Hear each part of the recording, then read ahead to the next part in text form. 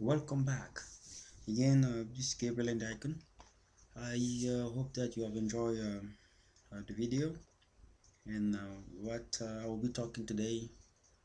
I have a revelation from Jesus Christ. You know, uh, despite a physical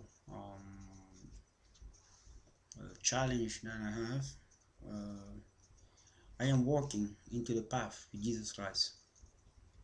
And it is a very good path. It is a very good um, journey despite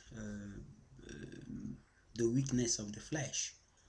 The weakness of the flesh is reflected by the worries and the pains and all these things. But the spirit is willing. I mean that thing will be okay to go. A past without challenges and difficulties is not useful, is useless for the future, because the past is a learning ground where God gave you the opportunity to extract the information necessary for you to move forward. Those information are called the lesson of the universe. So because of that, the past is not what matters. It is the future that matter, because the future always give reason to time. That's the reason. The future always give reason to time. That's the reason why you have to learn as you go into the challenge that God allowed in your life. Regardless of what you think of God, there's nothing that goes on in this universe that God don't have anything to do with it. He have everything to do with anything that goes on here. So that's why it's important to make sure that you comprehend the lesson behind the thorn that God allowed in your life. You come back to what I mentioned in the beginning, that God will never work with people who lack faith, who don't have any faith. If you look at the Bible, it is all over the place. People in which God has worked with is only based on faith. Only based on faith. Because the Bible make it clear, only faith can move God. Very clear. Only faith. I mean, only is the key word. It kills everything. Only. I mean, there's nothing else. When it comes to men in relationship with God, that's the reason why it is necessary to comprehend that God is looking for people that have faith with whom he can work with. So how do God build faith in people?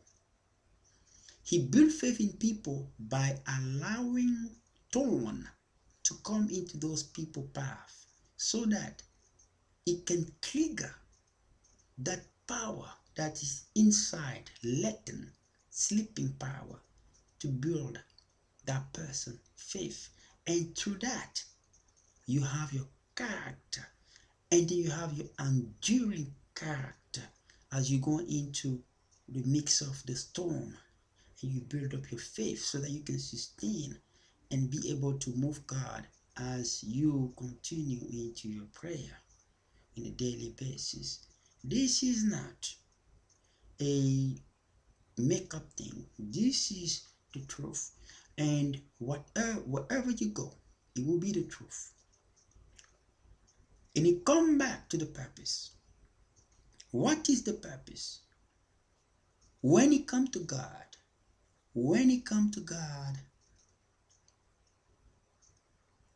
the creation look for the information. Why? Because God is the one who designed the creation based on what he wants to do with that creation. That's why, from God's stand of view, the creation will always going to follow the information, because the information was written before creation. If you want to create a machine, you just don't create a machine. You write a language. You write the purpose in which you created the machine, the reason in which you created the machine.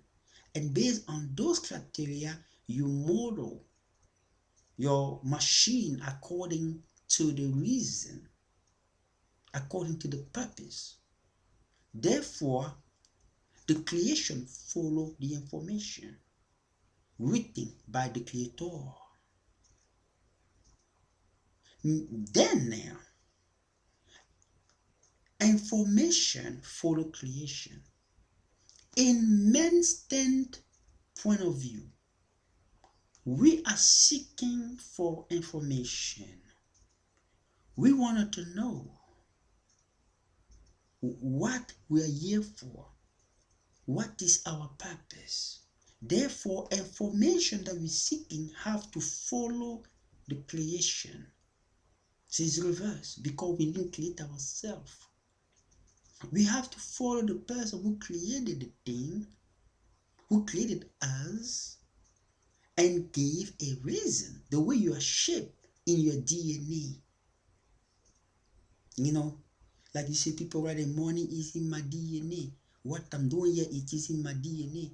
You know, so everything is written in your DNA. To talk a little bit about biology, micro and advanced biology and anatomy, there is 22,000 genes that formulate, that fabricate proteins, that manufacture proteins. That's how they use it. Out of those 22,000, out of trillion of cells, trillion of genes, there are only so far 22,000 that manufacture all the protein that you're made of. And then out of the 22,000, 99.9% per base of nucleotide are similar for one another. So even if you're white, even if you're red, even if you're yellow, even if you're black, you are similar to one another 99.9%. Okay? In the genes, in those genes, 22,000 genes, 3 billions per base. Out of the 3 billions per base, 99.9% similarity with one another, regardless of the race and gender. Now, 0.1% only, 0.1% is what differentiates you from the other, either if you're white, yellow, red, or black. 0.1%. It means only 3 million per base make you different. That is very significant, because we are so different. That 0.1% make you completely different from another. It means that the protein, the way that what you like to eat, the kind of woman you like, the kind of woman that can turn you on, the way that you can turn on, I mean, it's different. The kind of food you eat, the how you perceive things, how you react to things, your personality, that 0.1%. I mean, 0.1%. Dude, God is just genius. I don't know how he did it. You are similar to me, 99.9%. But that just 1.1% is like, man, you are too so different from me. Many people say that sometimes. I don't know where this guy come from. I don't know where this kid come from. So different. 0.1%, God is just a genius.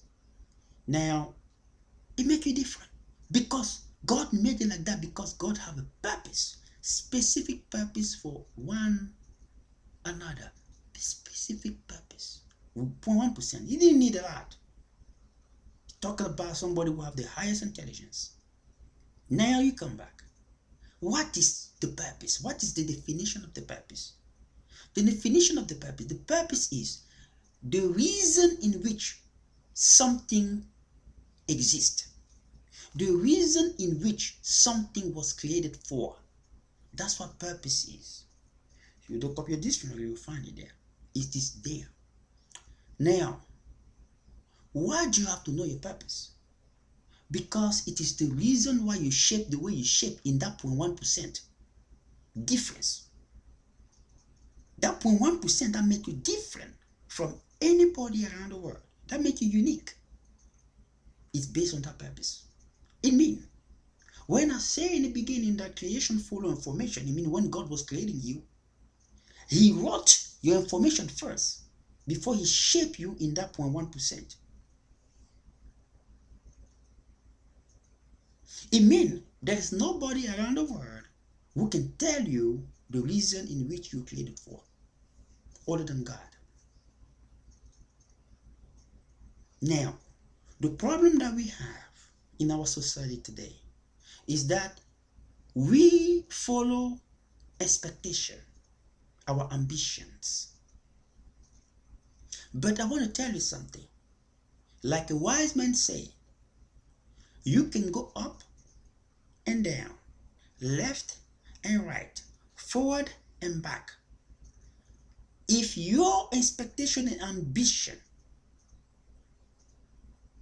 is not in synchronization with the purpose in which God created you, you're running into a lot of problems. But whatever you do, you can hide it, you can try to run away from it, you can try to go to Lucifer to achieve your ambition, but at the end, the purpose of God will defeat you. The purpose of God will always defeat you.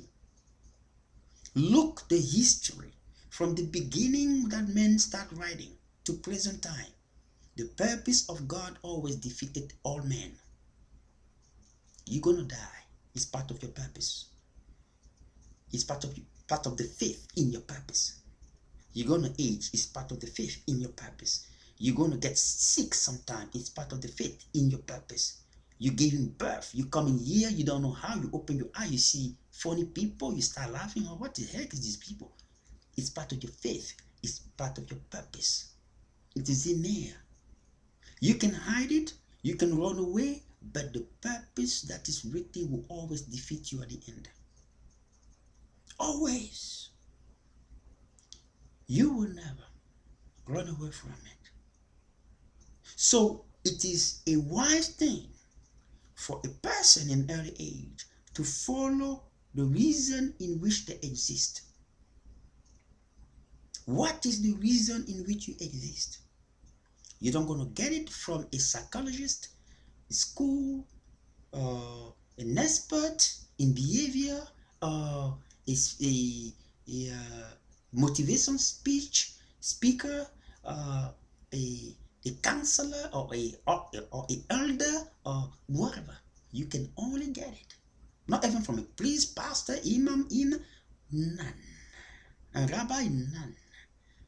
The only place is God. He's the one who designed you. He shaped you the way you were shaped. You see, when you see a fork, what do you think when you see a fork? See, the person who designed the fork, he wrote it, he designed it. He said, okay, this can be there just to pinpoint exactly into what you want to get from the plate and put it in your mouth. But the spoon take everything, right?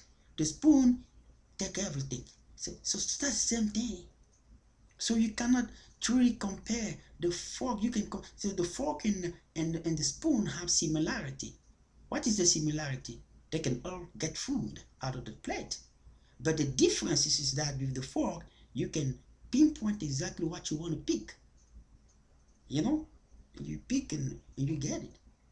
Compared to the fork, it will be more difficult for you to do like that before with the spoon. So it's the same thing, specificity in that 0.1% God created you for. It is very important. We have to know all of these things. We have to make sure that we follow, that we, the people, understand who God is. The purpose of God in you will always defeat you. Always. It can take time. It can take millions of years. It can take, no million of years, because nobody can live millions of years. It can take years. But at the end, you'll be defeated by that purpose. Like some wise men do. Part of your purpose is that you're going to age. You can lie to it. You can try to run away from it. You can try to fake it. But at the end, it will defeat you. You're going to age. It's a fate that is part of your purpose.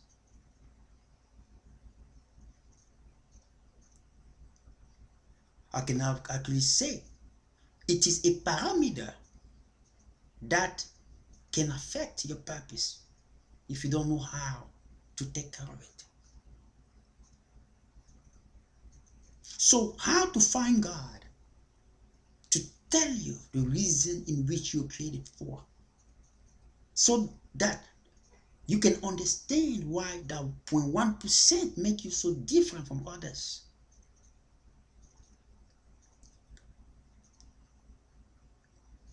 It is so important and valuable that we transmit, we share this kind of information to people, because it's so important. What is your purpose? The reason in which God created you for. You cannot find it anywhere else than the person who created you.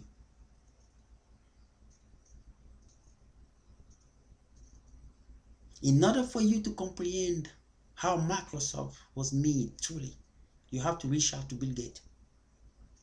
You cannot go and talk to Macintosh, CEO.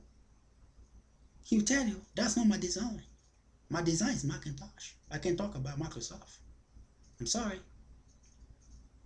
Go see the creator, the founder of Microsoft, which is Bill Gates, is still alive. Go and see.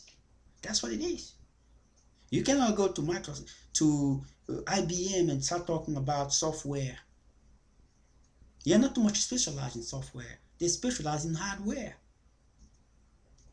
They'll send you into Macintosh, into to Microsoft, and then you go from there.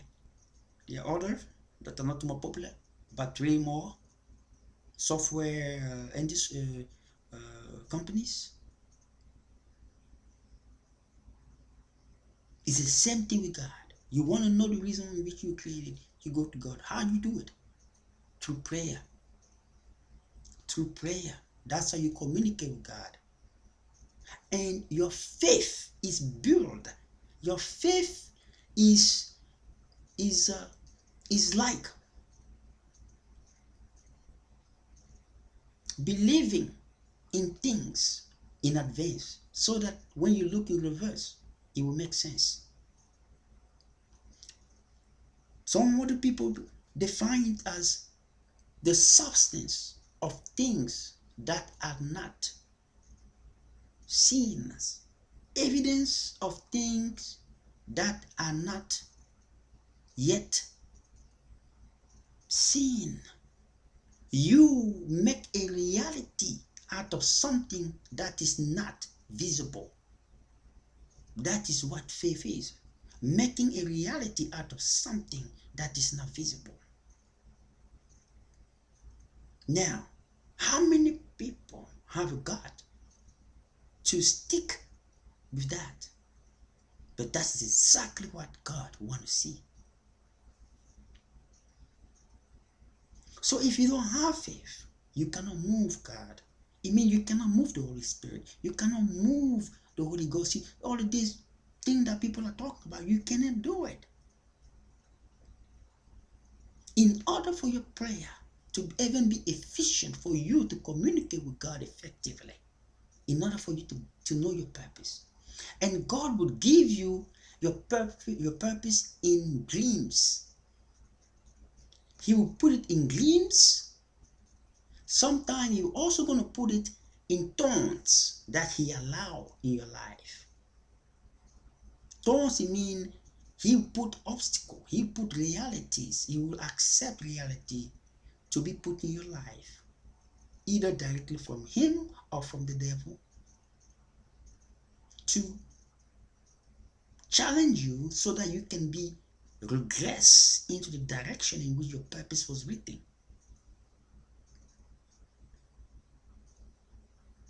An example. This is Paul. This is Paul. Okay? He's a scholar. He's a scholar in Judaism. Today you can translate the degree that Paul had as a PhD in theology in Judaism. Okay? So intelligent. But he didn't understood Christianity. So he got frustrated because he could not understand it, and he was saying it is wrong. Because it was completely against what he studied and what the culture is all about. From where he's from, Israel. So he didn't hate these folks because he was a bad person. He hate them because he wanted to hurt them because he was protecting, so-called protecting the costume, the culture of the Jew. See that these people are coming with something new that are complete controversy with what I studied, with what we've been doing here, our ancestors have been doing, from Abraham, Moses into today, into present time, so into their time. So he got peace. So I got to kill those folks. So with the position and relation that he had, he was able to manage to have soldier to go and kill Christian, the follow Christ and the new Christian, the new brand Christians, the ecclesiastics of Jesus Christ. So he killed couple. He killed, even was the origin of killing Stephen. Stephen, the one, the young boy who was preaching, came very hard like that, talking about Jesus Christ. They stoned him into the command of Paul, Mathesis. That's how they used to call him. Paul, his name was Saul from Mathesis. He was from a city called Mathesis, something like that. So that name stick. You know? So that's what they use to call people when they wanted to determine your status in a society, like Jesus Christ the Jew. So you see, when you go to Rome, you say Jesus Christ the Jew. Everybody knows exactly who he is. A lot of town, a lot of place, you know, it's kind of poor, you know, like kind of like that's the way it is, you know, classify people, you know. So it was the way. So when it came for him to go forward, because he would keep going. You know, many of you do that. Keep going, doing evil, keep going, and think God is not saying anything. Now, God will allow you to go as far as he wants you to go. Because if you start disturbing God's order, he will take you out. He will destroy you. Like, for example, if people try to go against me, try to kill me, you will see a lot of things that you never seen before. You're going to see then God intervening physically. You know, so it is what happened to Paul, to Saul Mathesis before he became Paul. He was going into the road to Damascus to kill the majority of the follower of Christ. You're talking about all his apostles. That Jesus Christ said, go in the word and share my message. He want to kill those folks. God said, "No, that's not the plan, my friend." So God intervened. He was on the road to Damascus. What happened? Jesus Christ appeared. So why are you persecuting me? God put a thorn in his path. He became blind for 3 days. Do you know when you die? Do you know the first thing that go out? Do you know the first thing that go out? I think when you growing in birth, the first thing that come up is your eyes. When you are in your mother womb, but it is also the first thing that go off when you die. See, when you dying, the first thing that God take away is your eyesight. You go. It means you don't see people anymore around you, but you hear voices, and that's how you living. Now, God took his sight away. So I want to see again how you're gonna walk and go there. And God sent one of the person he persecuted and killed all his family. He was the one who came and gave him his sight back. Somebody that you kill all his family members is the one that Jesus Christ went to see and directed him into Saul to give him his sight back. And he got his sight back. So afraid that the guy gonna revenge on him, the guy said, "No, I was sent just for that." Because your purpose is not what you did in the past. Your purpose is what is yet to come. Jesus Christ said he will use you to do the work, to share his gospel around the world. That's why he sent me here, to give you your sight back and give you this message. So Jesus Christ, God through Jesus Christ, use Saul Matase will become Paul. The energy that he had to destroy, God used that energy to build. Use it in the other side to build his church. But because Saul was a good person in his heart, he was just confused. It was not difficult for him. It was kind of hard, but he accepted the will of God for his purpose. God said that was your purpose. That is your purpose.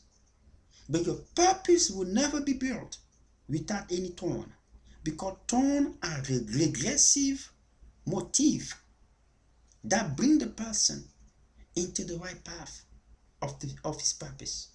They are regressive motive. It means they are necessary to bring a person, because a human being, as we are, or if we don't go into painful situation and painful time, we will not regress. We will not change. We change only when we get fired, when we have fire that come and burn us. So then we change. So we get transformed. So at the end of Paul's journey, he said this: I fought a good fight.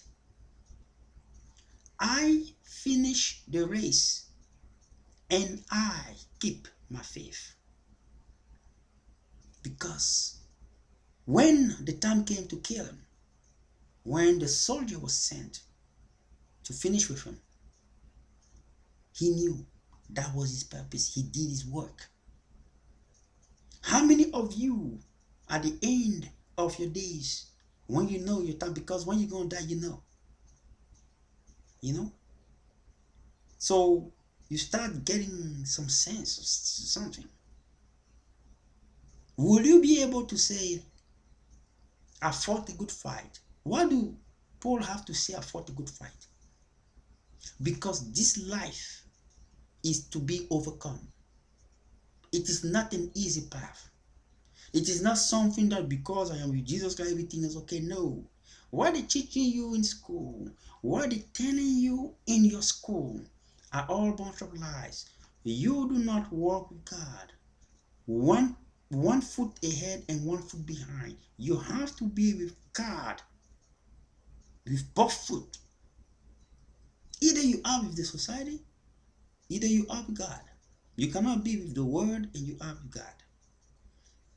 He doesn't function that way. You have to be loyal to him. God, loyalty, number one thing. Now,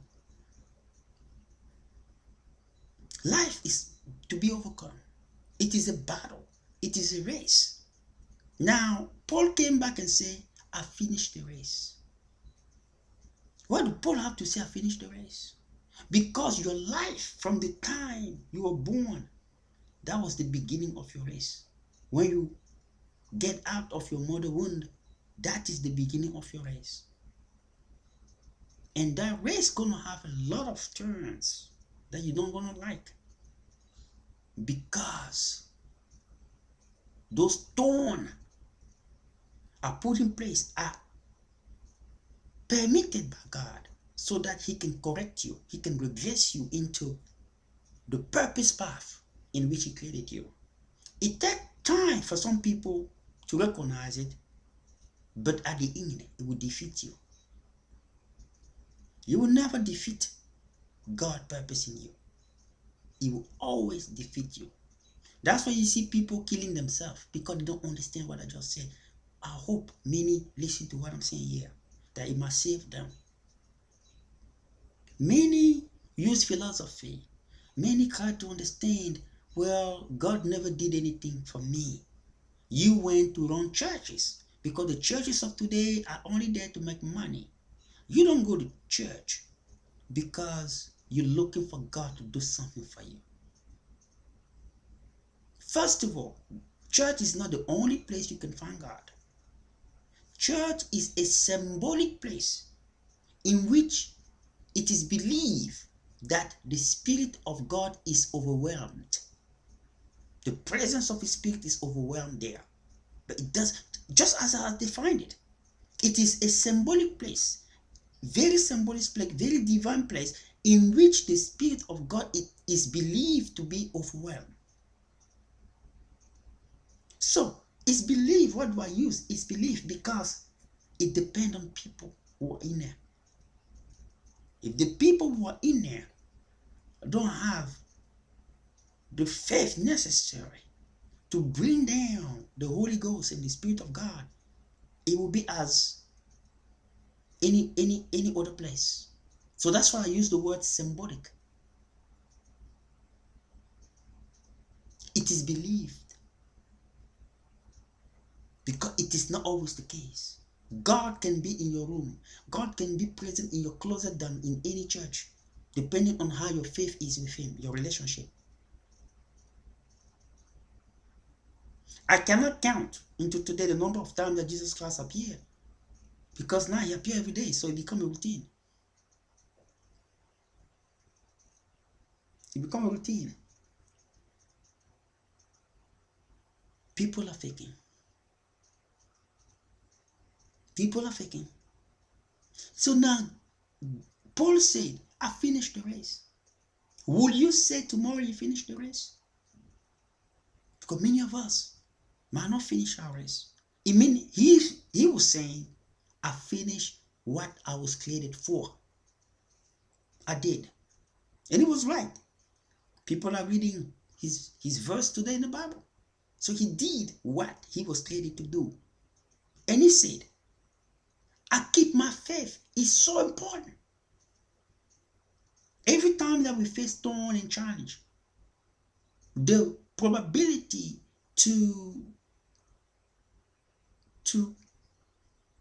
keep our faith down, bring our faith down, become higher.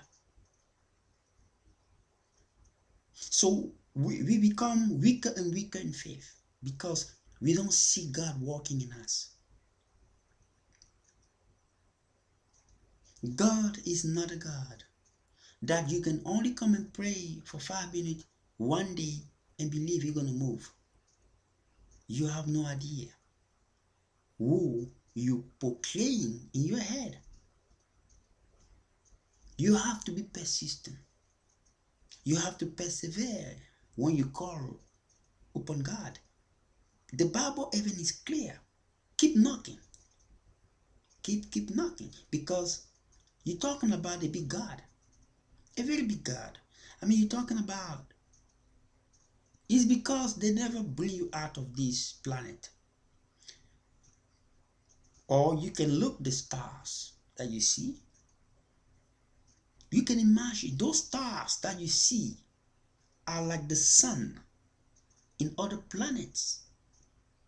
And there are many that form a galaxy. So you imagine, you yourself can imagine. How will you believe you can just come as a petty human being that God decided to consider because his creation, his art, will just come and pray 1 minute one day, and God just over there is just waiting for him? No, he will test you. He will test you because he can see the future that you cannot. He knows that if he gave you everything that you want, you're going to turn your back against him. He already knows that. He knows that you will say that you don't have time for that. Like many say today, come and pray, come and go to church. I have no time, I don't have time for that. Exactly. That's the reason why when you have your thorn and you start feeling pain, God also wants you to say, I don't have time for that. Now, God is saying, do I have your attention? Do I have your attention? That's what God said. Now, do I have your attention? Look again clearly. Do I have your attention?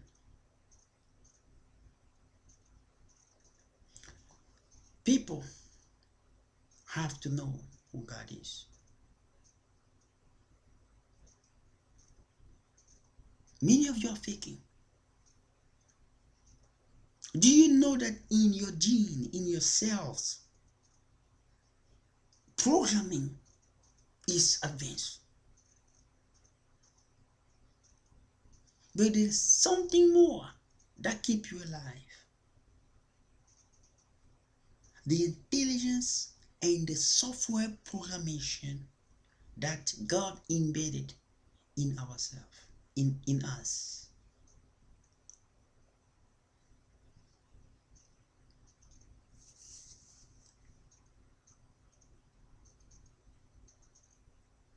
Keeping your faith is a very difficult thing for some people, because the thorn and the challenge that God put in your path can most likely fade your faith. It will take perseverance. It will take endurance. It will take courage to motivate you to stand still into the challenge without seeing any change. But you keep believing and keep having a motivation.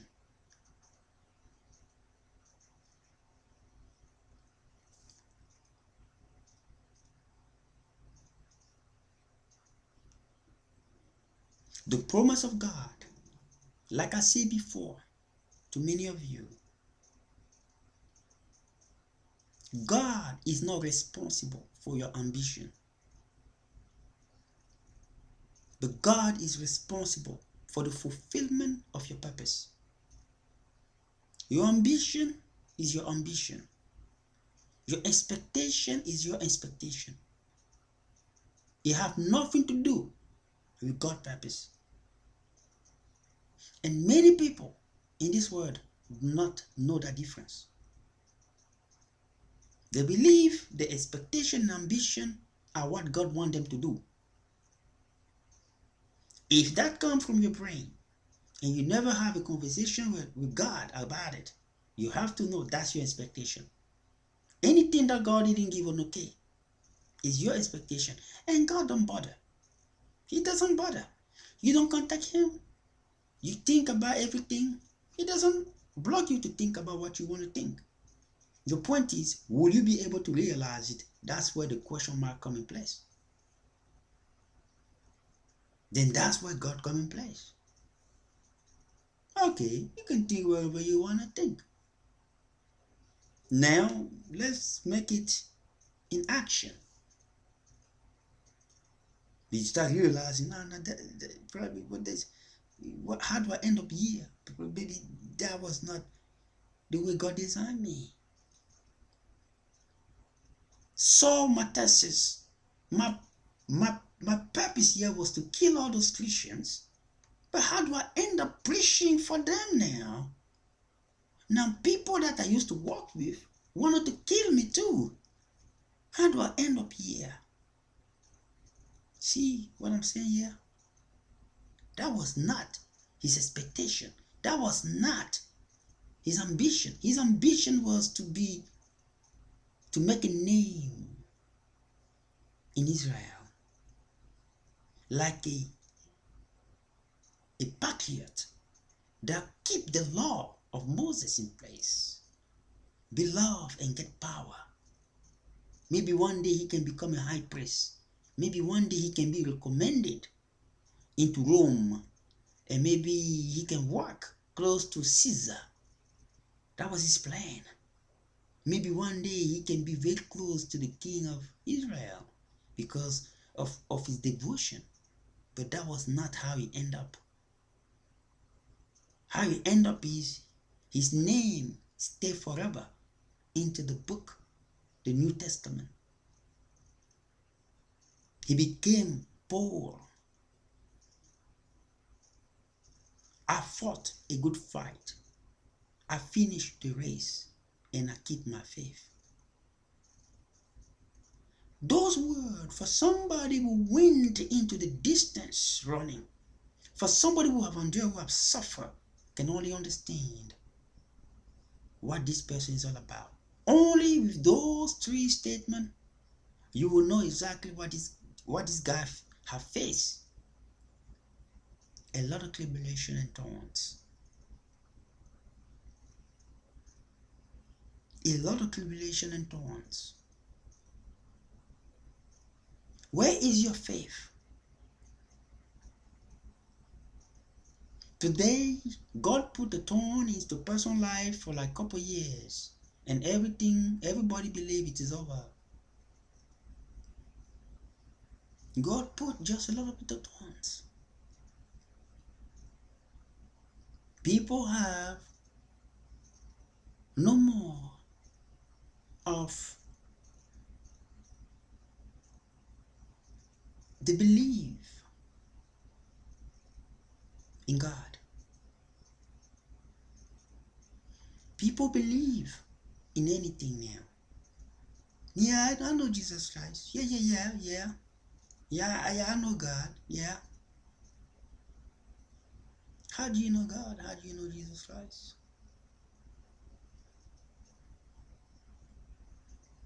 It's a question that we all have to ask ourselves. How do you know God? How do you know Jesus Christ? Everybody know, I know. Yeah, I know. Yes, I do. How do you know God? How do you know Jesus Christ? Look at me. With everything that people have done to me, I'm still like even better than before. I'm aging. I will age.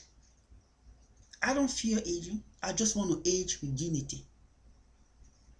You know, aging with dignity is aging the way God designed you. Not by the influence of people that the demon used to hurt me, that the devil used to destroy me. Not those kind of things.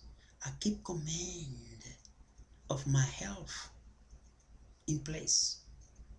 so that I can be able to say, I fought a good fight, I finished the race, and I keep my faith. At the end,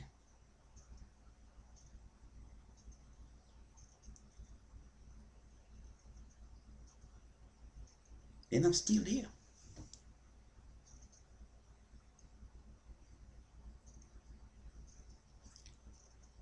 God Elohim is so peaceful and so graceful and merciful to all of us that regardless of what we even think of one another, we can still have one day to go. And we take it granted anyway.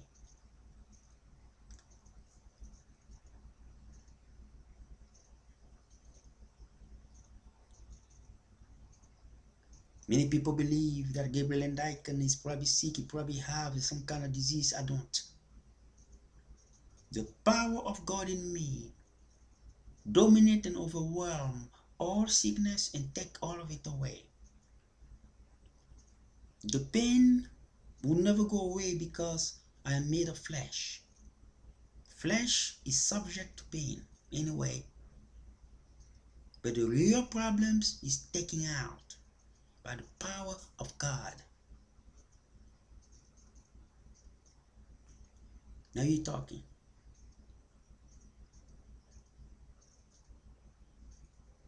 Call the heaven to help you understand your purpose. There are many things we do in this life. Ambition make our life miserable. It is because of the ambition, comparing your life to somebody else, that many people are miserable.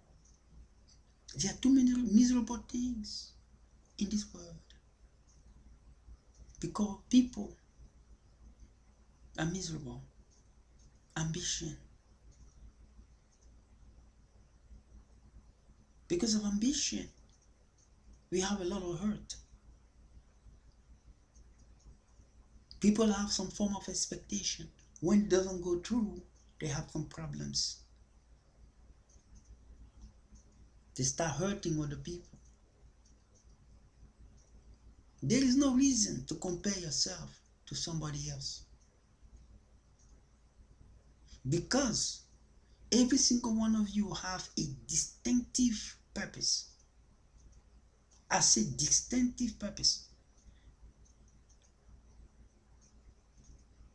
The way God designed you. So what the other person gonna have will not be what you're gonna have. And not even at the same time, not even subsequently. Somebody can have a wife today, your wife come after 10 years. Somebody can have a family today, your family come after 20 years. But people who don't understand this gonna start thinking, God, what are you doing to me? Why do I have to wait 20 years? Now, what if God said to you, you have those kids after 20 years because you're going to live longer than that. But the person who have the kid earlier might not live longer as you're going to live. What are you going to say to God? Will you say, God, I'm sorry? What I'm saying here is that everything that God does have a purpose. And his purpose is always in order and good. For a reason. That's the reason why you never have to compare yourself to others. You do what you can do according to the way you're designed. I was talking to a person today and I said, it doesn't matter how many degrees you bring. Doesn't matter how many education you forge or how much you make. If God is not in your life, you have nothing. Many people, they try to judge other people. They try to come after them and say things because they identify themselves from the society. This is the job I have. I make 130,000 a year, and I have a good home somewhere, and I live a beautiful life, and everything is going well. God is with me. What God are you believing in? The God of Jesus Christ, or a God that you believe is the true God, but Jesus Christ is not part of it?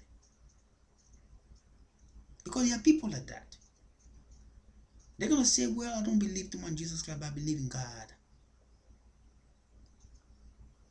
Just because they don't want that part of Jesus Christ is too much in contradiction with the way they live in their life.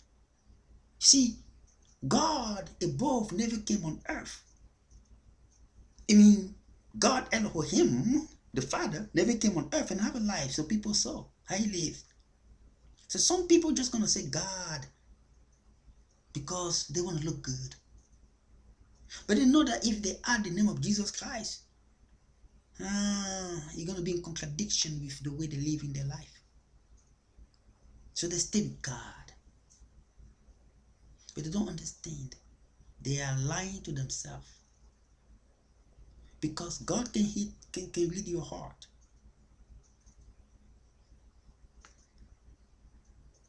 God and Jesus Christ are one in the spirit. They are one. Therefore, you cannot talk about God without talking about Jesus Christ. And you cannot talk to Jesus Christ without talking about God. Why do I say that? You cannot talk about God without talking about Jesus Christ. Why? Because God came in flesh through Jesus Christ with the work of the Holy Spirit. And he did it so that men can look the way Jesus Christ lived his life, so that they can refer to him. That's what Jesus Christ said is, if you see me, you see the Father. What he meant is, it might not be the physical appearance only, but it is all about the character he was talking about.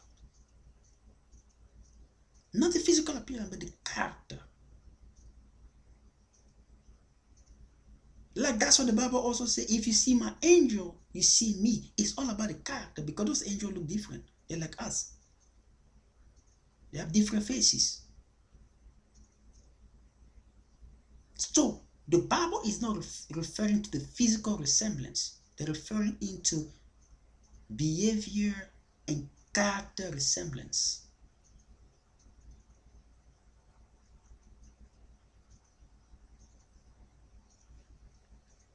Jesus Christ come and said, the news that I have for you today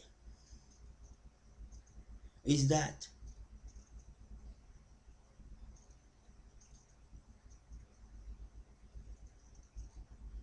when Jesus Christ returns, he will return. He will return like a thief in a night. When he comes, no one will know that he's returning. He will surprise all of us. You can say, well, it is already written, so we can get prepared, we will know. No.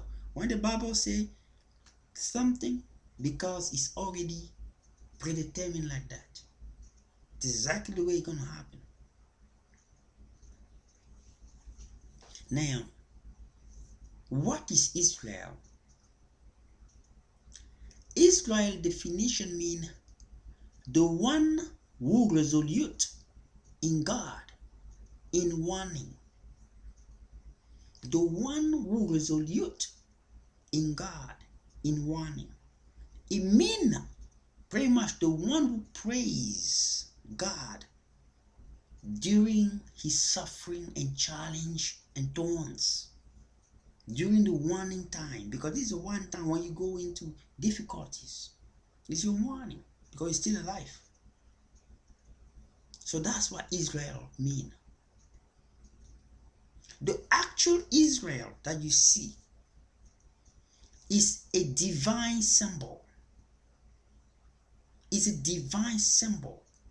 They are still running under the benediction, the blessing that God have placed a covenant with the ancestor. Now you understand the differentiation of what I'm going to say next. Everybody who resolute in God, in warning, is called Israel. Everybody, including myself. Everybody who resolute, who build a faith like Abraham did, you become Israel. Because you become the definition of it. You resolute, you give praise to God in your time of pain, in your time of warning.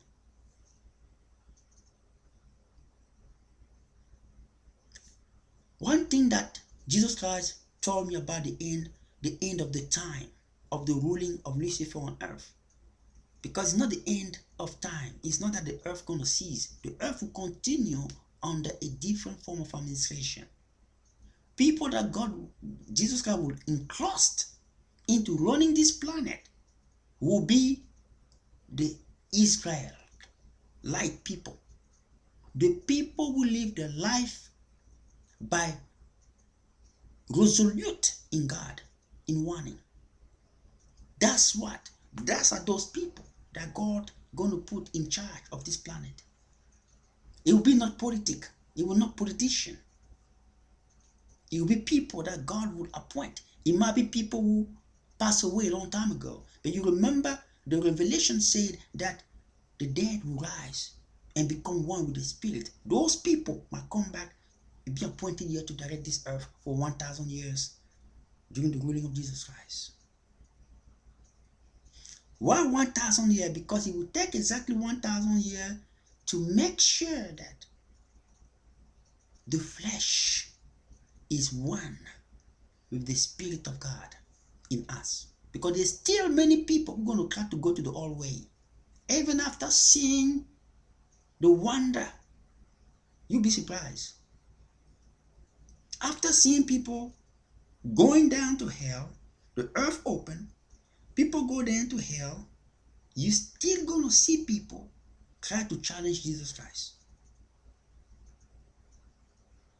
You will be, I'm saying that today, people will say, no, it's not possible. Yeah. What is written is always going to come to pass. Because that's who we are. There's still going to be people that try to challenge. Because there will be many wonder Lucifer will do as well at the end. So thing that will come will be like, remember when the Pharaoh brought his cane and threw it on the floor, it became a serpent. Moses also came and did the same thing. So a person who don't have the knowledge will say, well, who's the true God here? Who's the true God here? It's a trick. It's exactly what's going to happen at the end time. The end time of the ruling of Lucifer on earth.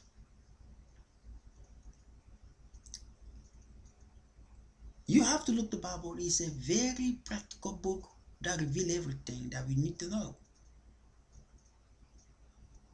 The Pharaoh put his cane down. Moses put his cane down. The Pharaoh is working with Luciferic power. the power of sorcerer. So Lucifer can do the same thing. There are many things that Lucifer will do like God does. To trick, to trap men.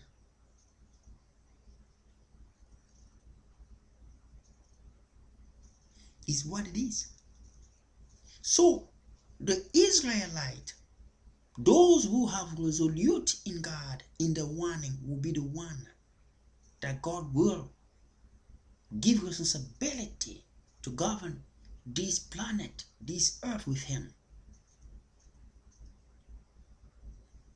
Not all Jews will be sided with Jesus Christ. Prison Jews, they will, not all of them. Because you see, some of them don't even recognize Jesus Christ as the Messiah. So they are running, Israel is running under the blessing and the covenant of God that God had with their ancestors. Is that amazing that everybody who resolute in God, in the warning, become Israel?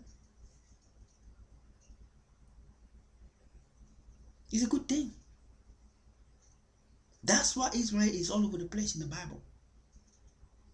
You see, Israel, what do God going to talk about that Israel? Nobody never asked that question. Why Israel? Why do I want nation? No, it's about you.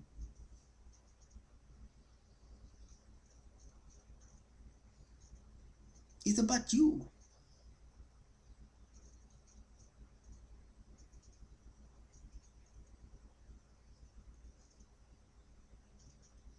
The kingdom will descend in Jerusalem. It's about you. They're talking about. If you resolute in God, in your warning, you are Israel. You just have to keep your faith.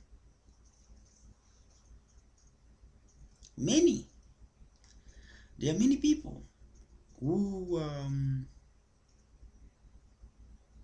many people that are supposed to invite me. They don't want to invite me in shows.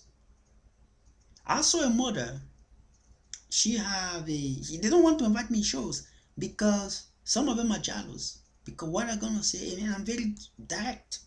They don't want me to be. Because they always want to be around comfortable people who never saw the Spirit of Christ like I do.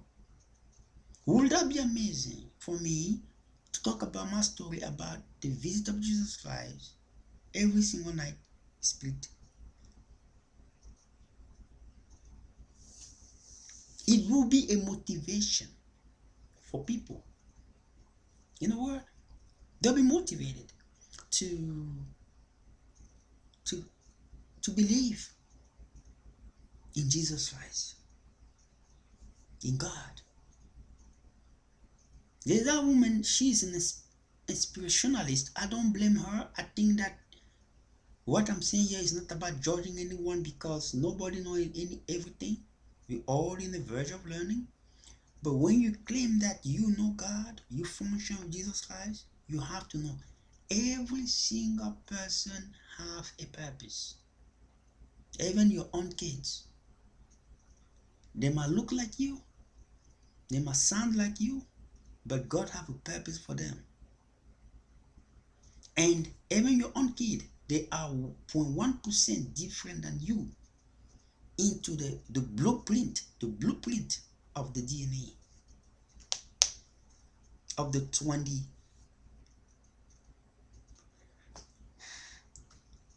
22nd, you can excuse me, 22nd, 22nd thousand or 22,000 genes, not the 22nd pair, but the 22,000 genes. The 0.1% make you different from your own child. So that is his purpose.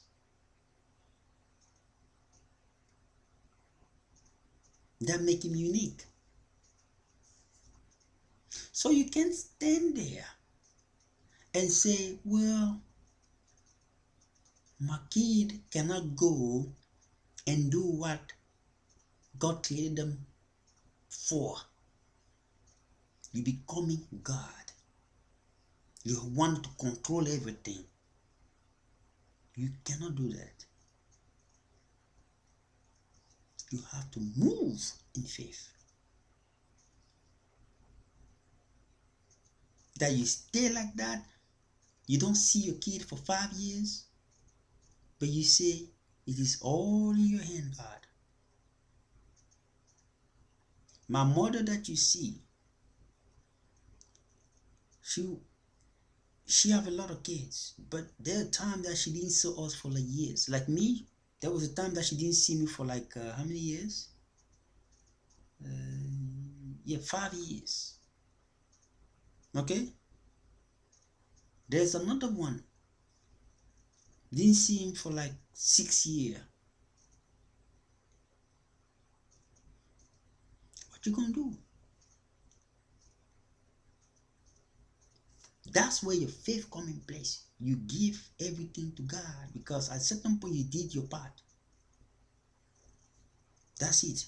God will say, thank you, no problem. Thank you very much for being part of my program.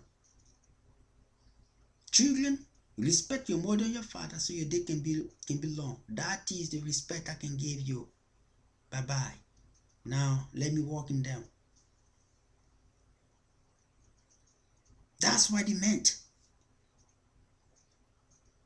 Now they belong to me. You did your part. The 18, 19, now, you know, they did now. It is my purpose in their life.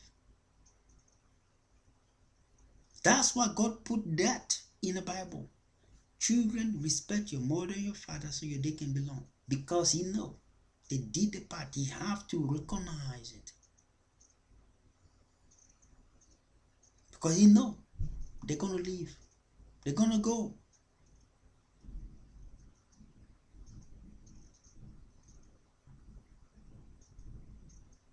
They're gonna go and follow the word to fulfill God's purpose in their life. But many of the parents, when I was sitting here talking, I said, you want to act like God.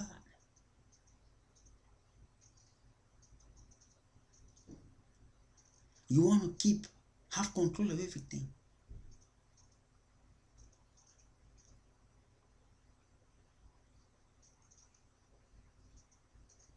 So it's important for all of us to follow the Bible accordingly. Jesus Christ is alive and He is coming soon. The question for you, are you ready to receive Him? The question for you, are you ready to deny Him? That is not a matter of you thinking you can fake it.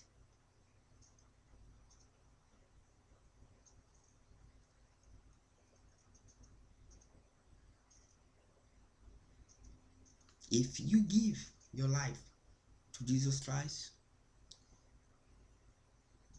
you got to be certain that He will give you the wisdom you need to advance.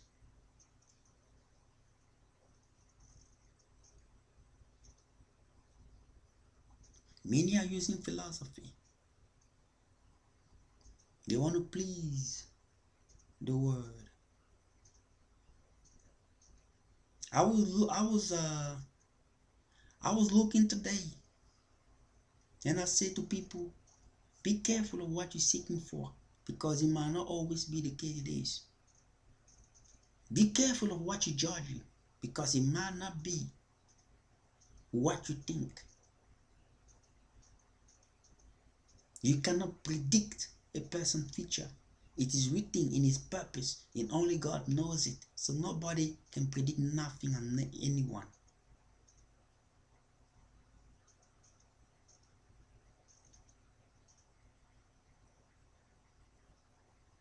So it is necessary to always refer to the Creator so that you can get the information regarding your purpose, the reason of your life, the reason in which you were created. It can be done through your prayer and consciousness to analyze your dreams, and consciousness to understand the tone that come along.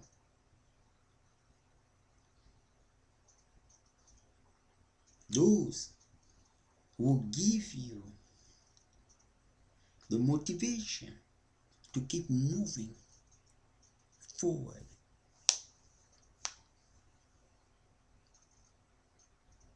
I would like to thank you, and I wish that you go on my website and put some donation. You also read some of information that I have regarding the program that I'm running or plan to run.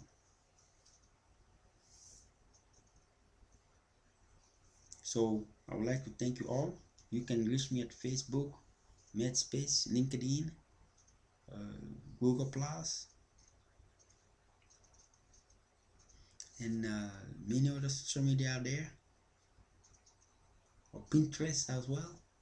Or you can reach me at Tumblr, and also via email, via telephone, on my website. So I'll see you next time. May God be with you, and that you got an idea on how to build your faith and stay with God who is above.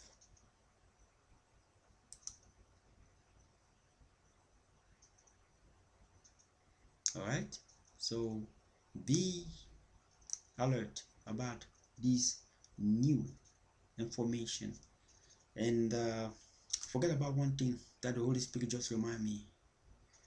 The Holy Spirit mentioned yesterday about President Trump to look up into my problems, to be very, very careful to look into my problem. I said to you in the beginning, my name is Israel, the one who is resolute in God, in one. I am Gabriel and Dyken. Yes, you look my name. The power of God, of the higher illumination, to walk freely. So it is the free power of God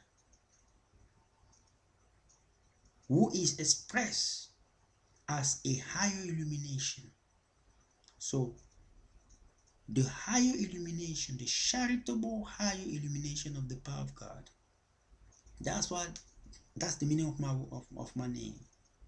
Pretty much. So now,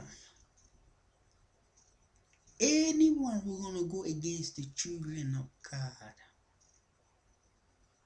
even if they are under the blessing of God themselves, they still might be looked by God in a certain way. It is written in the Bible. If you don't treat the children of God well, there are consequences that we all face. You look, President Obama, things didn't go well the way it's supposed to go for him, because somehow he neglected my problems. Look at President Bush. President Bush have a very good end, even though that when I say good end, it means he didn't have a lot of calamity like the past two presidents, like the previous president and the actual one. But he did things that were more outrageous to people. Why? Because he was able to protect me when he was president. He was able to make the right decision and say to my enemy, who are the people in the Pentagon and some people in the NSA, sponsored by the Cameroonian government, to try to sack my name, he said to them, no. He said he was very clear.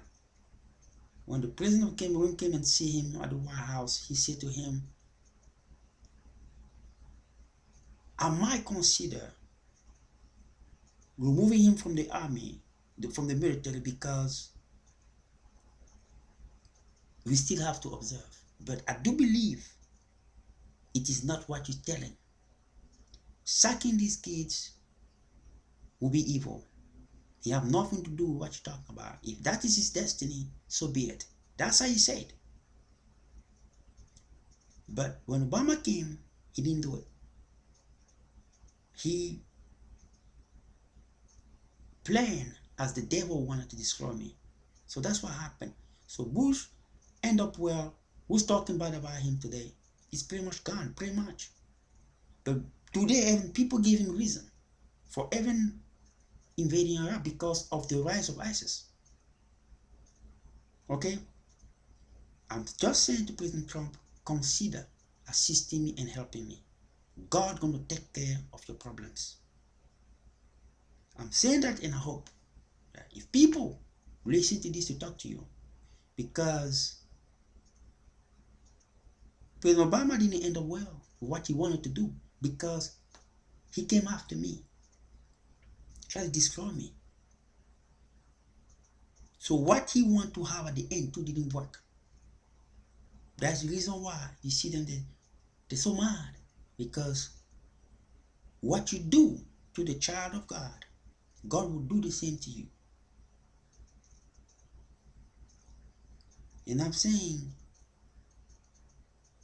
God allow you to be where you are, Mr. President, so that you can do the work for him. Not that you come and do your work and have your fun. Otherwise, he could have found somebody else, and he can still find somebody else. You know, what I'm saying is this, is that you put there to serve God, not to serve your own interests or serve you. It is sometimes difficult to comprehend, but I say it again. If the God of heaven is the God that I know, and Jesus Christ is the one who came, who always show to consolate me in my pains, you have to know that what I'm saying here, it is something that you have to take seriously. It's not a threat, but it is an advice. It is an advice. Because sometimes we worry about big things and we're forgetting about small detail. And God is a master of small detail, because he believes you cannot run a big show if you cannot handle small show. It's always a testing.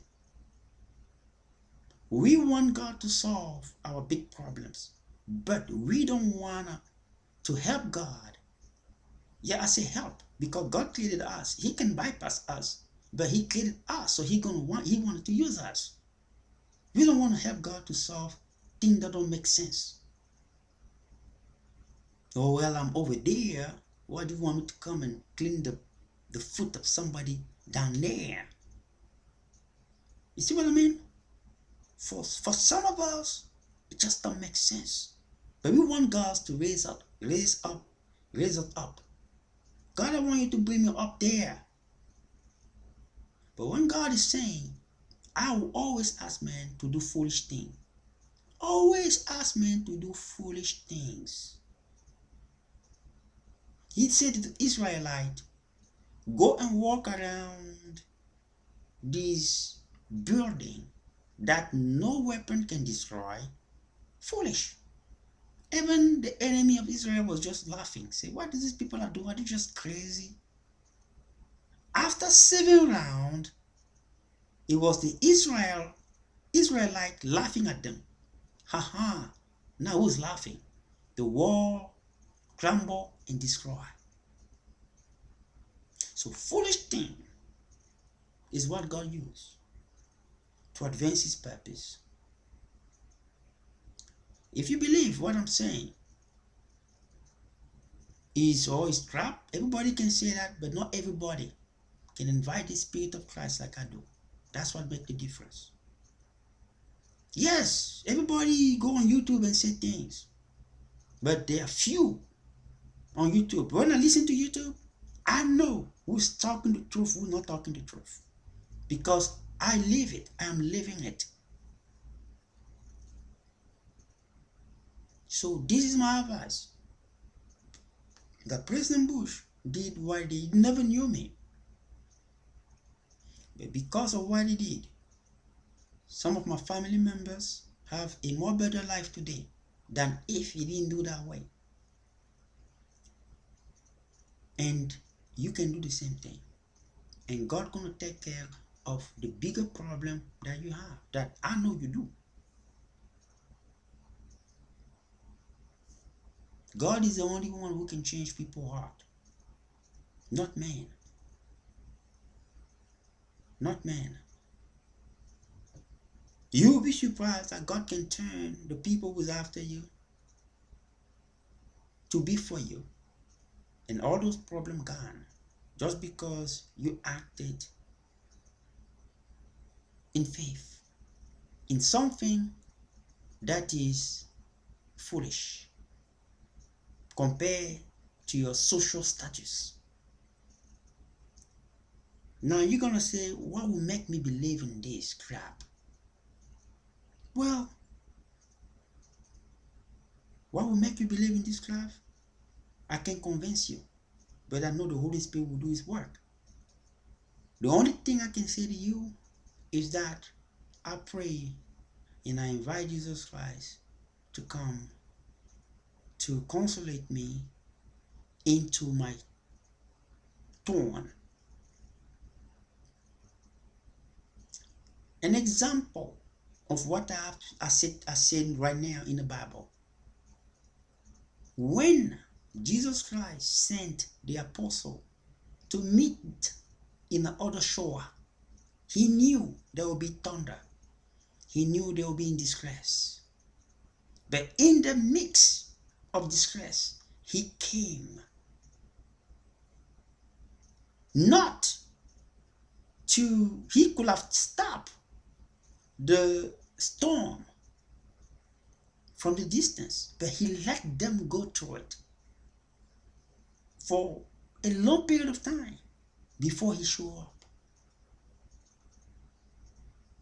So, but even when he showed up, he didn't say, I want the storm to stop now. He tested them first. He said, Peter, come. Before he can go to the act off. And he said, Peter, with your lot of faith. So without faith, it is faith who do things for us. And I can only say to the president, use your faith. The son of David, have mercy upon me. Have mercy upon me. And Jesus Christ said, come. Your faith have restored your sight. He didn't say, God restore your sight. He didn't say, I restore your sight. He didn't say the Holy Spirit restore your sight. He said, your faith just restore your sight. It is our decision to walk in faith with God. It is our choice to decide to accept God in our heart and mind.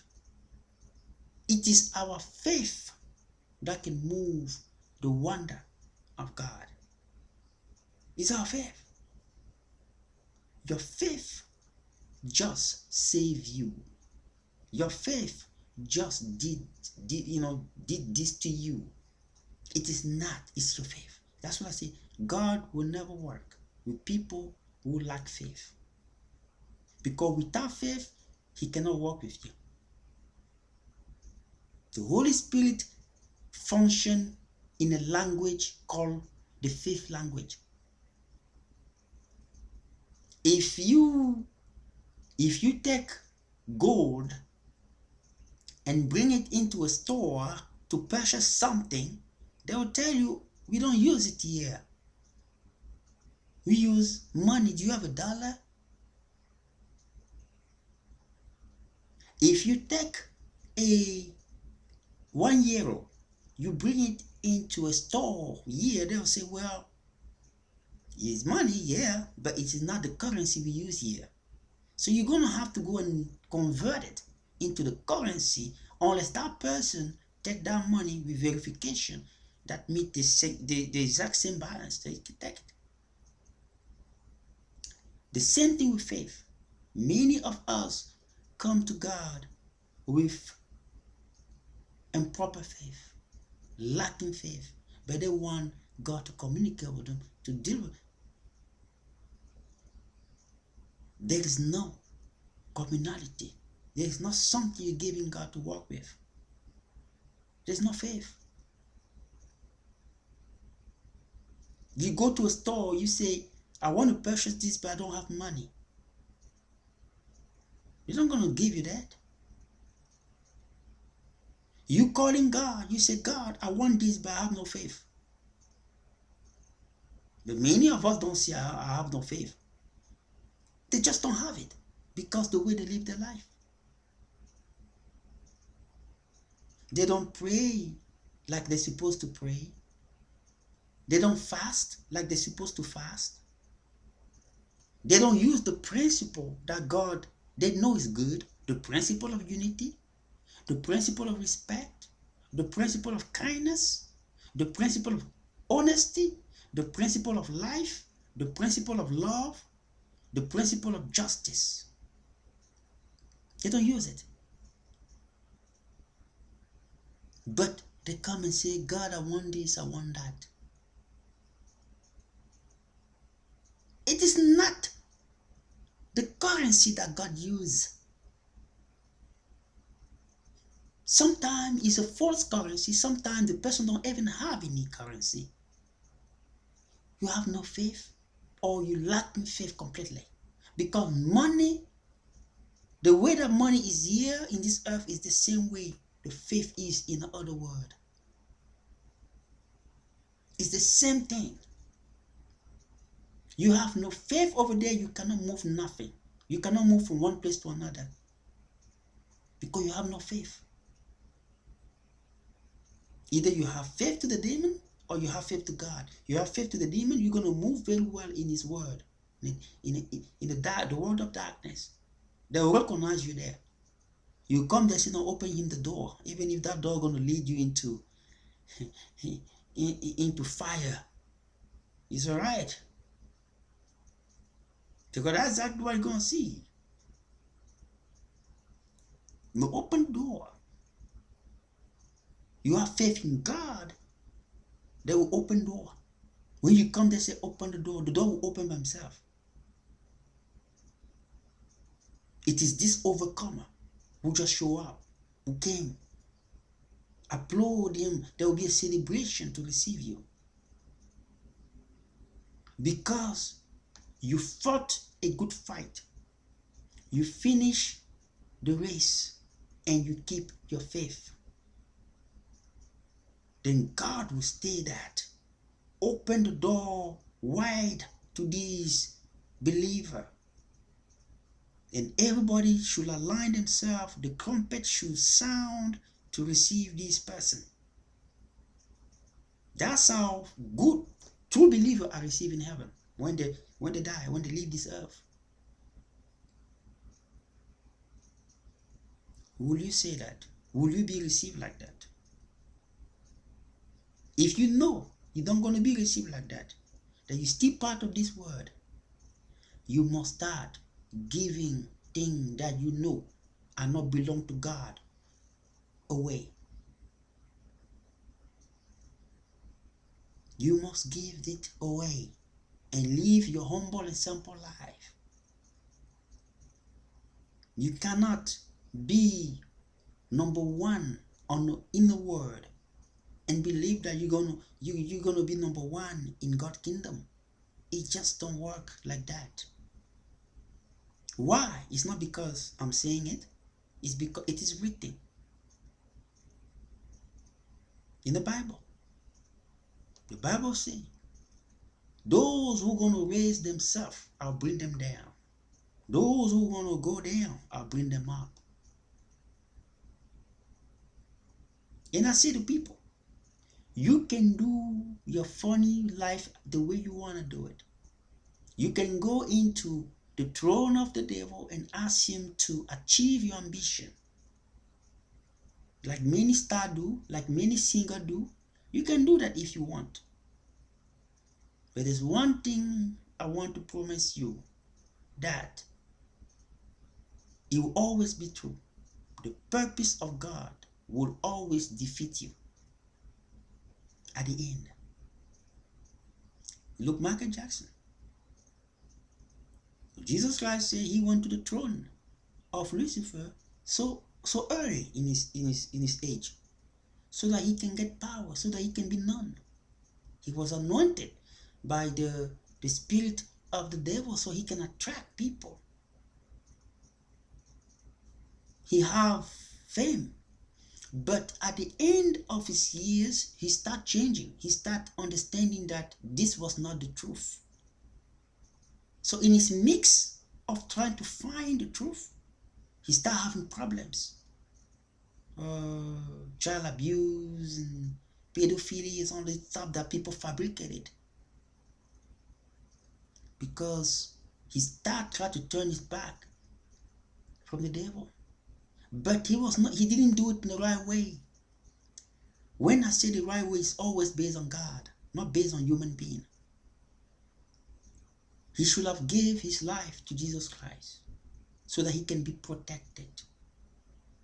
He should have gave all his fortune and his name away so that he can be protected and suffer the consequences of his decision to live for Jesus Christ. Then he should have guaranteed even to enter the heaven as a simple man. Everybody will say, man, thank you. Because it's an option that people have. People like that, they always enter the heaven if they don't work harder like Paul did. Because Paul went from zero to the more lighted person in heaven. This brightness is very, very, very, very, very, very high. This is one of the brightest person there. That when you see Jesus Christ, he's not too far from it. It tells you how hard he fought in this earth. The same thing might happen with Bill Cosby if he did not give his life to Jesus Christ. I'm afraid. I already predicted that if he doesn't give his life so quick to Jesus Christ right now, he will end up like Michael Jackson. Because he have the same trend. The same trend, like I just mentioned with Michael Jackson. He's still alive, so I don't gonna say that, but you understand what I mean. You give your life to Jackson. Otherwise they will destroy you like they did with him. Not only you're gonna lose your soul, you're gonna lose here, but you're also gonna lose your soul. This life is very simple. Even into the weakness of the flesh, I always resolve with the understanding of my spirit that I should follow, I should lean into what my purpose wants from me.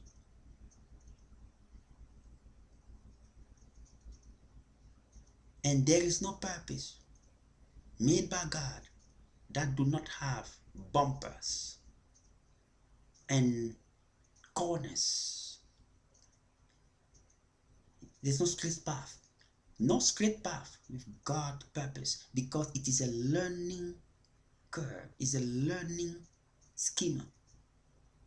That's the reason why Many people always ask why it is always like that with God. Because it is a learning, progress. A straight path, you don't learn too much. You just drive like a robot. You just keep going like a robot. You don't appreciate certain things. You're driving from point A to point B. You keep driving. Now, if you reach your destination, you're gonna think, oh, everything is easy. If somebody call you, man, I have difficulty on the road when I was driving. One of the gates, one of the bridge, got destroyed, or my tire got flattened. Man, it was easy for me. What car you driving? Where do you purchase your car? Predisposition. Predisposition. Preconceived idea. We all have predisposition. That's why God don't use straight path. The demon want you to believe that there's some straight path, so you learn nothing. There's no straight path. There's no straight path. You do not learn what will help you to fulfill your purpose. You will learn, but it will not be enough for you to truly fulfill your purpose. That's why God have turn in your path, because those turns are obstacles that you have to go through, and every time you go to each one of them, you learn, you move to the next. So one obstacle prepare you for the next one, and the next one prepare you for the following one, and all of them together play a big role into the one that is yet to come. And all of them play a big role at the end. They are called contingency plan, divine plan. A contingency milestone of a person's purpose, because they are interrelated in progress. But only if a person understands what it is, that they can be able to fulfill the divine purpose. The principles of God are in universal truth. It is the same for everybody around the world. It will never gonna change. Not because you're crying, my leg is hurting, God, my enemy want to kill me, so he can change his plan. No, it'll be the same.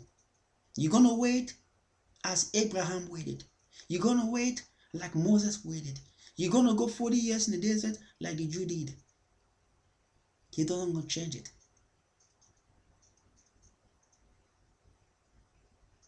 You're gonna pray like Jesus Christ did. Please take this cup away from me. God gonna say, that's your faith. That's your cross right there. Carry it.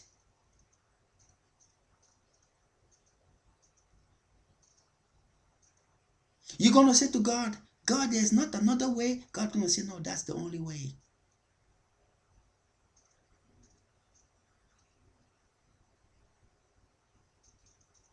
You're gonna ask God, God, you don't have another way to cross this river? No, God gonna say, this is the only way. Lift your faith up so that you can give me something to walk with you, so that I can open a path into this river that you're gonna cross with 2 million people. God not gonna change it. Some of you are going to church and believing that thing gonna change, that God gonna change his way because you crying a lot of bit.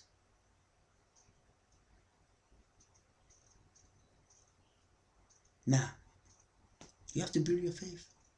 It is only in your faith. It all depends on you. All depends on you. I just spoke to the president. People start putting alarm. Oh, he's gonna hurt. The president gonna hurt what? I pray for him.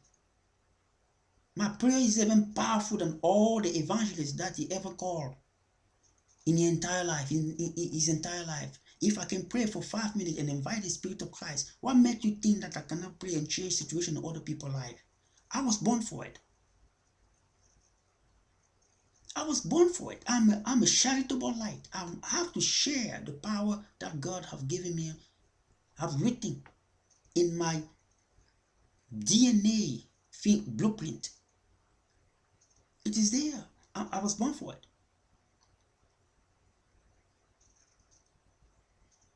I was born for it. So it doesn't matter if you president, for what, God will not change his principle and standards.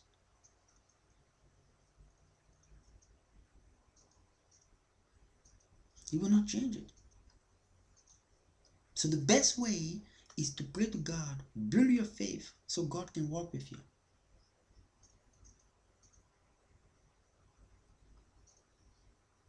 Treat other people the way you want to be treated. Don't walk around spending your time to compare your life to other people that you don't even know. You don't even know the fate. You don't know if tomorrow they're going to die. You have no idea. But you keep, you stay there, keep following them, keep going after them. It is something. If you are not able to handle the fire, criticism, the challenge, you are not ready to walk with God. You show me in any place in the Bible when God asks a person to run away from his challenge. He told them, go away temporarily, but you're going to come back to face it at the right time. Why at that time? Because at that time, there will be the right people to support you to face the same challenge.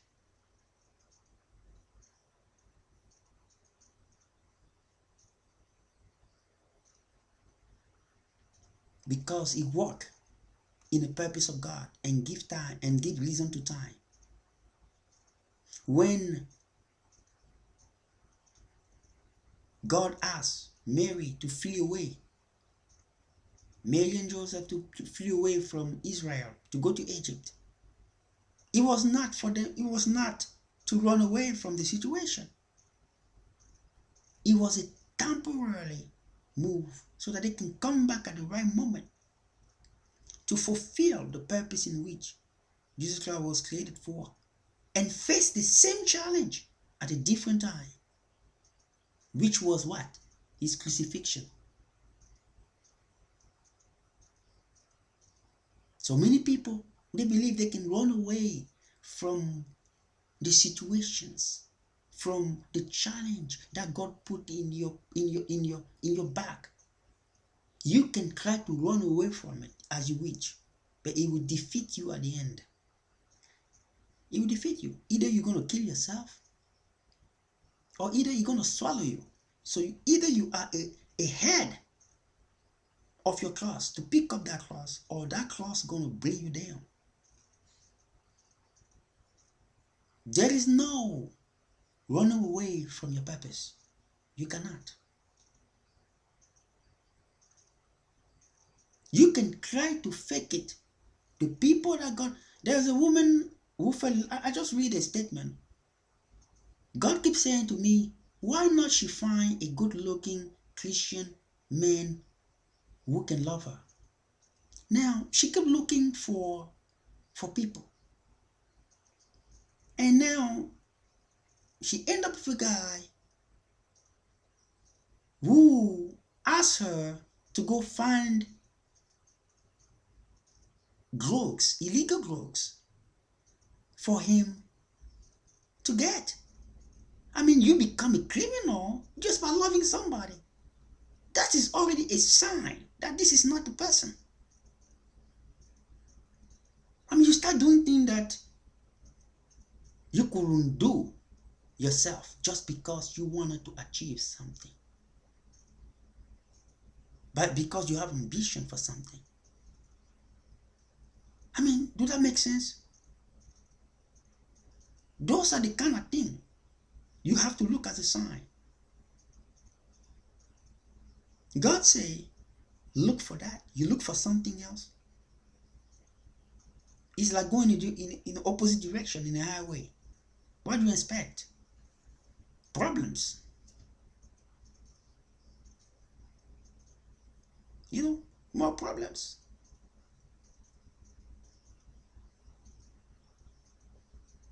I mean, you feel in love with somebody and you become like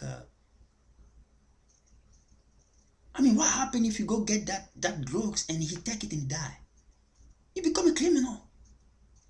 Just in the name of pursuit of ambition of love. What is it?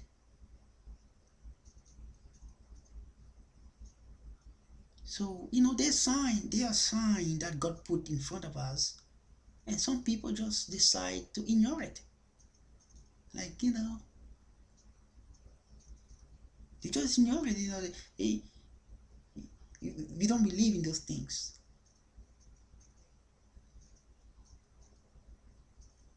I learned something in my life, in my young age, that I am not too old, like people say.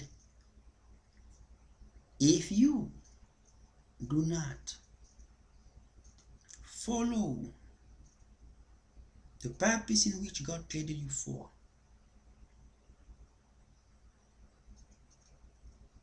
your destruction will be imminent. The star that you see, the LeBron James that you see playing, that might even be part of his purpose. Maybe his purpose, he can become a priest tomorrow.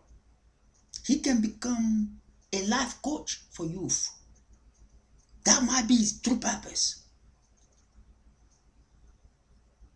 All those guys that you see, all those singers,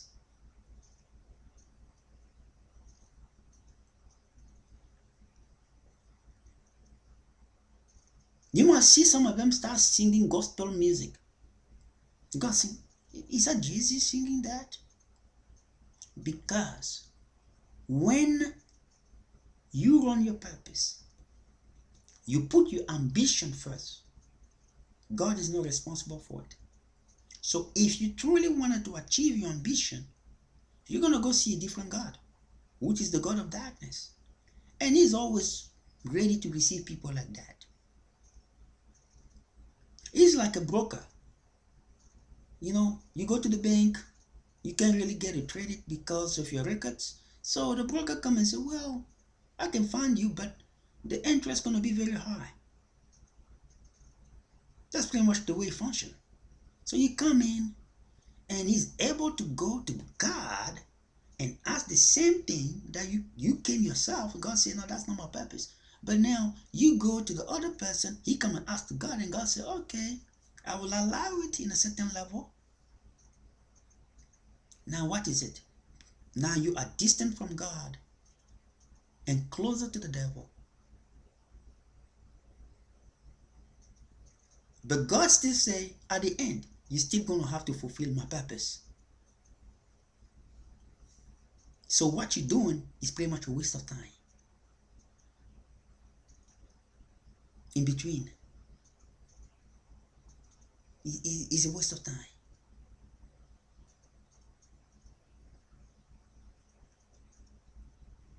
Just to satisfy your flesh. Why do I see all of this? People might ask. Because there's something, God is writing those messages in my heart, and I decided to follow it and share it with the world.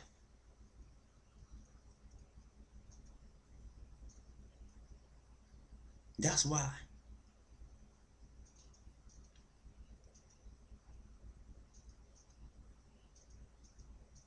Many children live without knowing the purpose.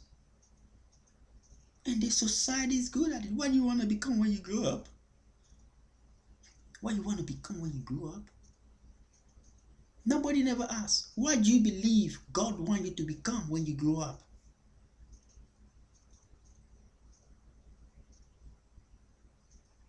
Why do people rephrase it like that? Now people decide what they want to become. The society teaches you can become whatever you want to become. That's not true. You can become whatever God wants you to become. You can do everything right as you wish. But if that's not God's design in your life, it doesn't gonna work.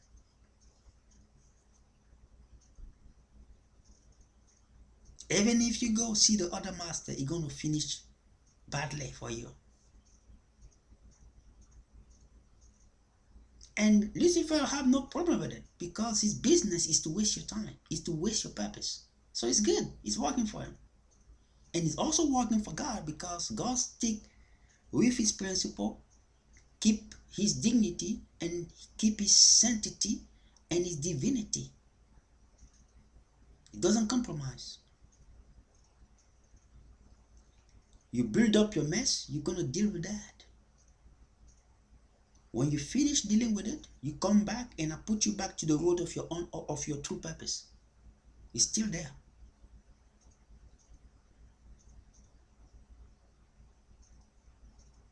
It's like somebody who's running a track and he get up the track, start looking for somebody who wanna to bring him somewhere. He gets some of people who actually help him to get into from my 11 into my like 20. Now at the end he get caught and they say, oh well, no problem, you go back to my 11 where you were and then continue. So all that in between was just a waste of time. And he come back to and then he have to run, he have to face his purpose. He have to face the reason, you have to face what you signed for. But in this term in life, you face what God designed you for.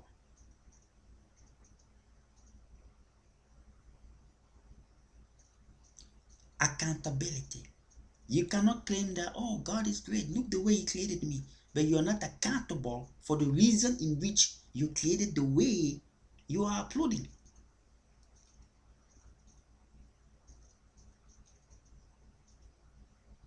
Accountability. People don't have it.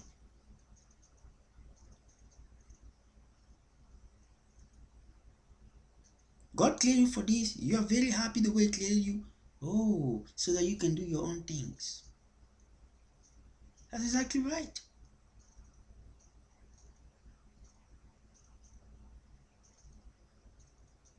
It is so amazing when you see people do things. Look up my body. I'm so beautiful. You see, nobody can be like me. If somebody see me, they're just gonna, fall in love with me. So I can use them. Is that the reason why God created you? What is your purpose?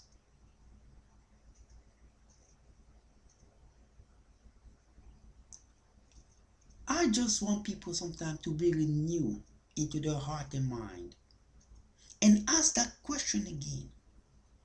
How do God view me? Let's say that I go in heaven and I start walking like that. Angel, please look my body. I look very good. Would that make sense? Ask you that question. The answer you're going to get will be the truth.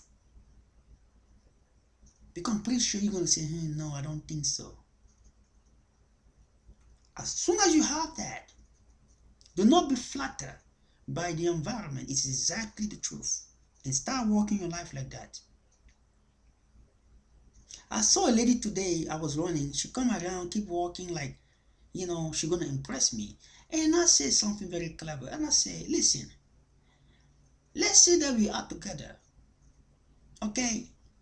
In about 45 years from now, I will be fed of it. So what else do you going to have to keep me on?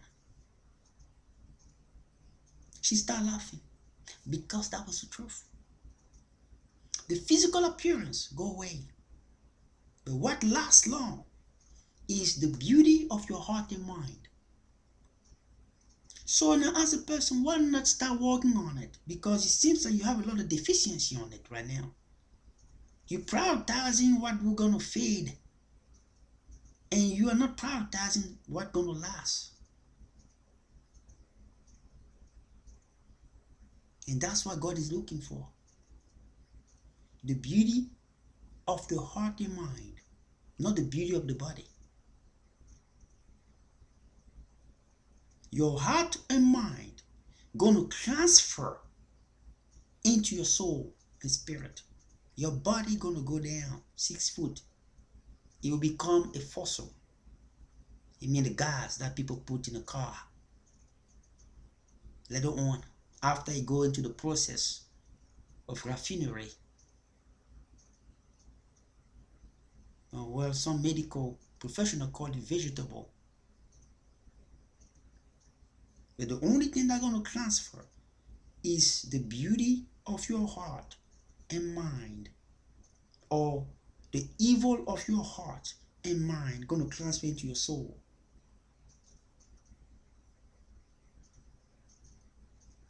You end up wherever you decide to be, the way you live your life.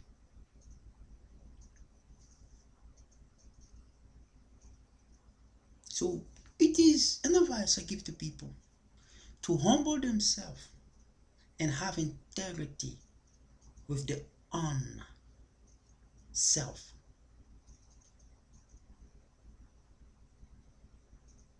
Humble yourself is the humbling yourself is the greatest achievement you can ever met.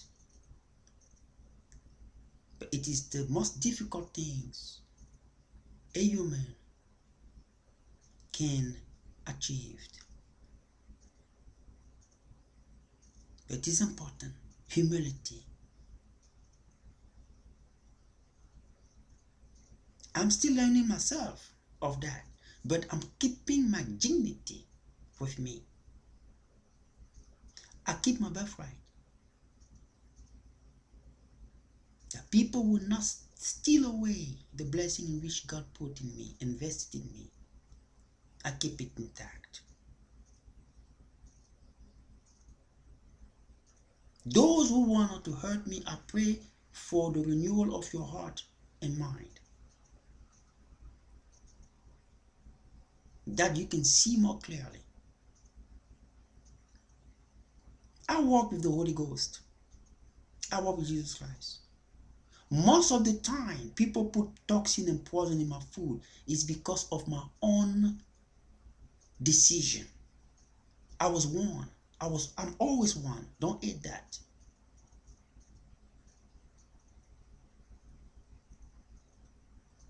But when you love people, you gotta walk around like everybody, I can't eat this. But at a certain point, you gotta do that, because people are just evil.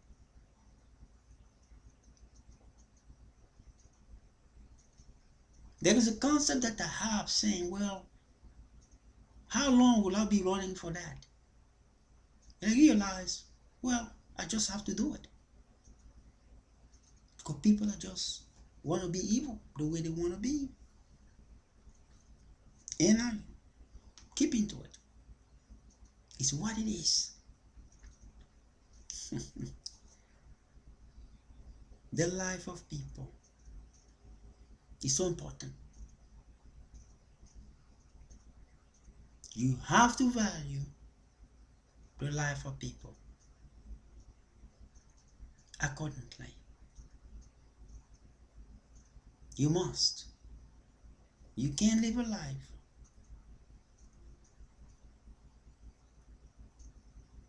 just to live a life. You must find your purpose. Love other people. Love God. Vertical love for your Father, for your Creator God, and a horizontal love for other people.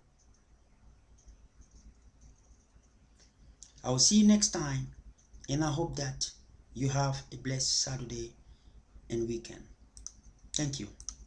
In the name of God above, God the Father, the Son, and the Holy Spirit. You can reach me on my website,